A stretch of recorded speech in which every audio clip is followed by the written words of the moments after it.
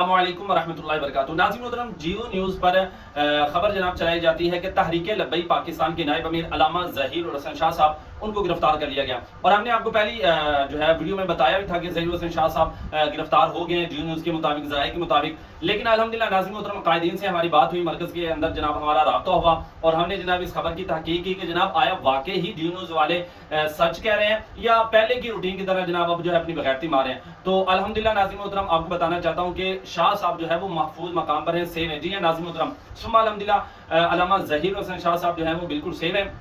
आप देख रहे हैं कि सैयद अहमद शाह बुखारी साहब, उन्होंने भी इस बात की जनाब तस्दीक की है और भी मरकज़ के अंदर हमारे दोस्त हैं, उन्होंने भी इस बात की तस्दीक की और बैरिस्टर उस्मान खिज़र मांगड़ साहब, उनसे भी जनाब इस बात की तस्दीक हुई है कि जनाब अल्लामा ज़हीर हसन शाह साहब गिरफ्तार नहीं हुए। जी या नाज़रीन मोहतरम, अगर आप चाहते हैं कि इस तरह आपको हतमी अपडेट मिले तो आप हमारा ये चैनल सब्सक्राइब कर लें, इंशाल्लाह आपको लेटेस्ट अपडेट मिलती रहेंगी।